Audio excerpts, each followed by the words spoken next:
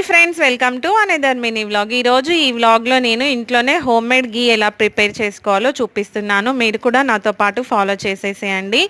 ఎవరికైతే గీ ప్రిపేర్ చేయడం తెలియదో ఈ వీడియో చూసిన తర్వాత ఇంట్లో ప్రిపేర్ చేసి ఎలా వచ్చిందో చెప్పండి.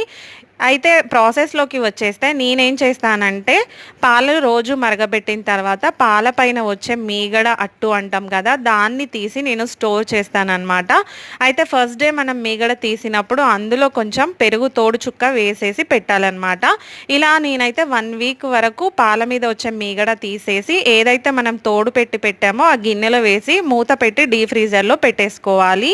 ఆ తర్వాత 1 వీక్ తర్వాత తీసి ఆ బౌల్ నిండిన తర్వాత కానీ 1 వీక్ తర్వాత కానీ తీసుకోవాలన్నమాట. తీసిన తర్వాత ఇలా మనము మిక్సీకి వేసేసి బాగా మిక్సీ తిప్పుకోవాలన్నమాట. ఇక్కడ ఒక చిన్న టిప్ ఏంటి అంటే, ఇలా మిక్సీ తిప్పేటప్పుడు మంచి కూల్ వాటర్ యాడ్ చేయండి. ఎందుకంటే కూల్ వాటర్ యాడ్ చేయడం వల్ల ఏమవుతుందంటే ఆ క్రిస్టల్స్ వెన్న ఏదైతే ఉంటుందో మంచిగా ప్రెసిపిటేట్ అయిపోయి పైకి తేలుతూ వస్తుందన్నమాట.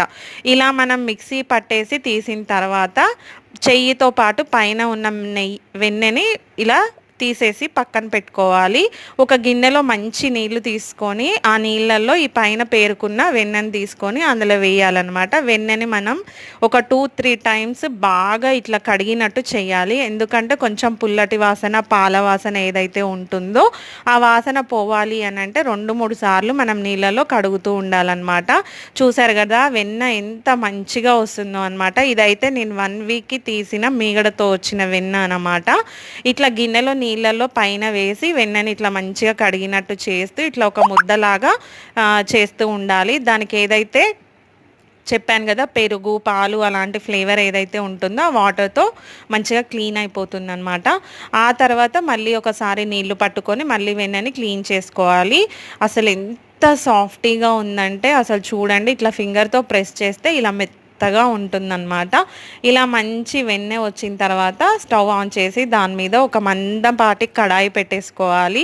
ప్యాన్ పెట్టిన తర్వాత ఈ వెన్న ముద్దను తీసేసి అందులో వేయాలన్నమాట. ప్యాన్లో వేసేసి ఫ్లేమ్ని కొంచెం స్లోగా పెట్టుకోండి. ఎందుకంటే స్లో ఫ్లేమ్ మీద చేసినప్పుడు గీ అనేది మనకి పర్ఫెక్ట్గా వస్తుంది.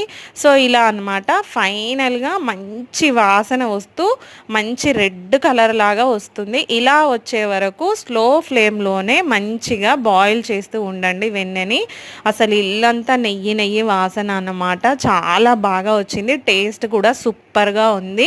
బయట మనం కొనుక్కునే బదులు కొంచెం టైం స్పెండ్ చేసి ఇంట్లోనే గీ ప్రిపేర్ చేస్తే పిల్లలకి కూడా మంచి హెల్తీగా ఉంటుంది.